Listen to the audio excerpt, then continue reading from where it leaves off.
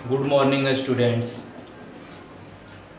मैं competitive exam की तैयारी में आप लोगों के लिए परसेंटेज का जो वीडियो बना रहा हूं, इसके पहले मैं 2 वीडियो डाल चुका हूं जिस पे आप लोगों के कमेंट बहुत अच्छे कमेंट आए, जिसमें आप लोगों ने सही से जवाब भी दिए हैं। तो आज परसेंटेज का मैं तीसरा वीडियो बना रहा हूं। आप लोग हमारे चैनल को लाइक, शेयर और सब्सक्राइब करिए और अधिक से अधिक कमेंट भी करिए। आप लोग देख के आसानी से समझ में आ रहा होगा तो उसका आंसर भी, जवाब भी दीजिए। आप लोगों के लिए मैं हर क्वेश्चन भी छोड़ रहा हूं ताकि आप लोग जवाब दें, तो आप लोग उसका जवाब भी दें। इसके अलावा हमारे चैनल पर इंटर कॉमर्स का भी पढ़ाई चल रहा है, साथ में मैट्रिक का भी पढ़ाई चल रहा है। आप लोग कंपटीशन की यदि तैयारी में हैं तो हमारे ऑब्जेक्टिव वीडियो जो है फिजिक्स का, केमिस्ट्री का, इकोनॉमिक्स का, वो भी आप लोग पढ़ें। तो अब देखिए, आज मैं शुरू कर रहा हूँ। इसमें दे रहा है कि यदि किसी वर्ग की प्रत्येक भुजा में 10% की वृद्धि कर दी जाए तो इसके क्षेत्रफल में कितनी वृद्धि होगी। यदि किसी वर्ग की प्रत्येक भुजा में 10% की वृद्धि कर दी जाए तो इसके क्षेत्रफल में कितनी वृद्धि होगी। तो आप लोग जानते हैं कि वर्ग का क्षेत्रफल बराबर होता है भुजा स्क्वायर। वर्ग का क्षेत्रफल बराबर होता है भुजा स्क्वायर। तो उसी पर हम लोगों को ये भी सवाल बनाना है। जैसे मान लीजिए पहला सवाल दिया है कि वर्ग की प्रत्येक भुजा में 10% की वृद्धि कर दी जाए, तो यहाँ पर वृद्धि कर दी जाए तो 100 प्लस r लिख सकते हैं, r का वर्ग बटा में 100 और माइनस 100।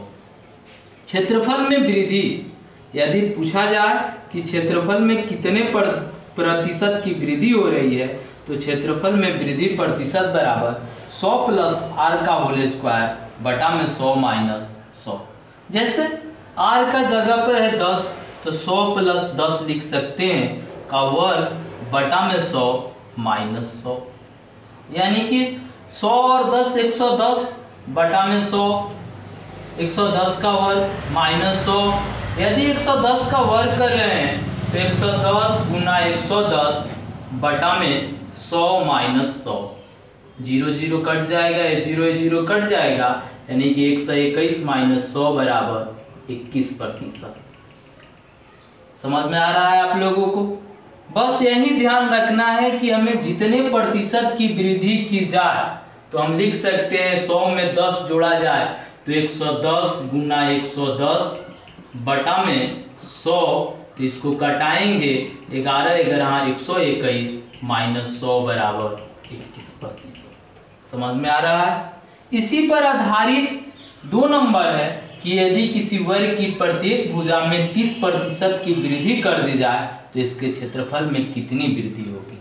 आप लोग इसका जवाब देंगे, इस पर कमेंट करके बताएंगे कि इसका कितना जवाब होगा, कितना इसका आंसर आएगा।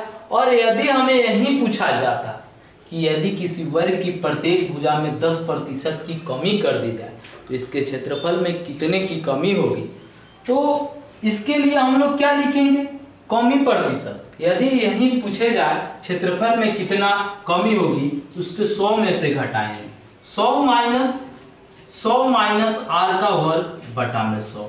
इस पर हम लोग बना सकते हैं 100 माइनस r का होल स्क्वायर बटा में 100। इस पर हम लोग बना सकते हैं। अब देखिए 3 नंबर सवाल है कि एक परीक्षा में उत्तीर्ण होने के लिए 35% अंक लाने होते हैं। एक अभ्यर्थी को 40 अंक मिले तथा वह 30 अंकों से अनुत्तीर्ण हो गया, परीक्षा के अधिकतम अंक कितने हैं। परीक्षा के अधिकतम अंक कितने हैं, यही सवाल है। तो इसमें सबसे पहले हमें देखना है कि परीक्षा का अधिकतम अंक मतलब कुल पूर्णांक कितना, ये निकालना है। तो सबसे पहले हम लोग इसको कुल पूर्णांक निकालने के लिए कैसे बनाते हैं, तो अंकों का योग लिखते हैं, अंकों का योग बटा में उत्तीर्णांक प्रतिशत, चाहे उत्तीर्णांक प्रतिशत गुना 100। गुना 100। देखिए इसमें एक 35% अंक लाने होते हैं। एक अभ्यर्थी को 40 अंक मिले तथा वह 30 अंकों से अनुत्तीर्ण हो गया, तो इन दोनों अंकों को हम जोड़ लेंगे। जब भी ऐसा सवाल दिया हो तो दोनों को जोड़ लेंगे। तो 40 और जोड़ 30 और बटा में उत्तीर्णांक प्रतिशत है 35 गुना 100। 40 और 30 जोड़ेंगे 70 बटा में 35 गुना 100। 35 दूनी 70 यानी कि 200 अंक। कितना आया? 200 अंक। कुल पूर्णांक कितना हुआ? इसी पर निकाल देना है कि कुल पूर्णांक बराबर अंकों का योग बटा में उत्तीर्णांक प्रतिशत गुना 100। ऐसा ये भी बहुत इंपॉर्टेंट क्वेश्चन है। ऐसा आता है कि एक परीक्षा में उत्तीर्ण होने के लिए 35% अंक लाने होते हैं। एक अभ्यर्थी को 40 अंक मिले तथा वह 30 अंकों से अनुत्तीर्ण हो गया। परीक्षा के अधिकतम अंक यानी कि कुल पूर्णांक कितने हैं? तो कुल पूर्णांक बराबर अंकों का योग बटा में उत्तीर्णांक प्रतिशत गुना 100 बराबर 40 प्लस 30 बटा में 35 गुना 100 यानी कि 70 बटा में 35 गुना 100। तो 35 दूनी 70 यानी कि 200। कितना आंसर हो गया? 200। इसी पर आधारित 4 नंबर है। इसका आंसर आप लोग देंगे कि किसी परीक्षा के लिए उत्तीर्णांक 40% है। एक विद्यार्थी ने 185 अंक प्राप्त किए तथा वह 15 अंकों से अनुत्तीर्ण हो गया। परीक्षा के अधिकतम अंक कितने? अब चलते हैं हम लोग 5 नंबर सवाल पे। 5 नंबर सवाल पे हम लोग कि एक परीक्षार्थी 30% अंक प्राप्त करके 5 अंकों से अनुत्तीर्ण हो जाता है।